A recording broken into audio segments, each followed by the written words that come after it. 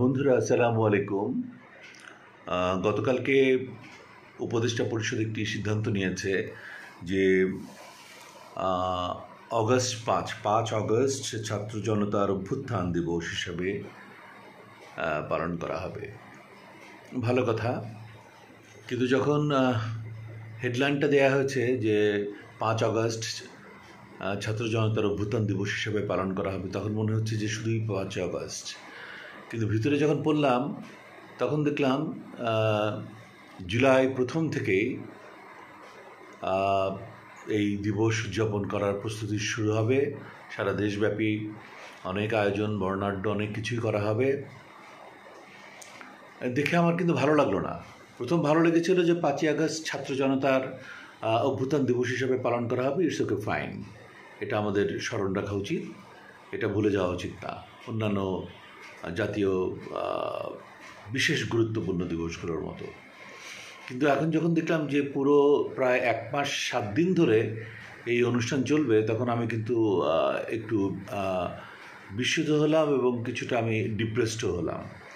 কারণ এর মধ্য দিয়ে আমার কাছে মনে হচ্ছে যে একটা রবি ঠাকুরের গান, পুরানো বলিয়া চেও না আধিক আখির কোণে, অর্থাৎ আমরা 1971-এর মহান স্বাধীনতা যুদ্ধকে আমরা ছোট করছি কিনা, যেখানে মহান স্বাধীনতা যুদ্ধ, আমাদের বিজয় দিবস, আমাদের স্বাধীনতা দিবসকে আমরা মাত্র একটা দিনই উদযাপন করে থাকি।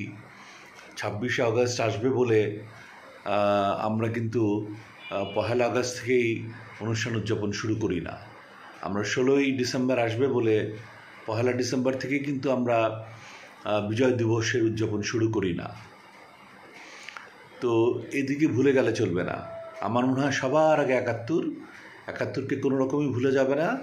এবং 71-এ যেহেতু আমরা একদিন ব্যাপী অনুষ্ঠান করি, জাতীয় অনুষ্ঠান, হয়তো শুক্র শনি পড়লে আমরা আগে পিছিয়ে করে নিই, অ্যাডজাস্ট করে নেই। এটা গত 54 বছর ধরে চলছে এবং এটা অ্যাকসেপ্টেবল, ইটস অ্যাকসেপ্টেবল।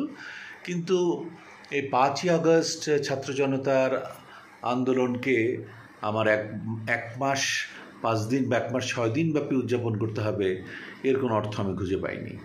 আমার মনে হয় এটা রিভিউ করা উচিত, অবশ্যই রিভিউ করা উচিত, এবং রিভিউ করে আমাদের স্পেসিফিকভাবে বলে দেওয়া উচিত যে এটা শুধু 5ই আগস্ট হবে নাকি আমরা অন্য কোনো কিছু হবে।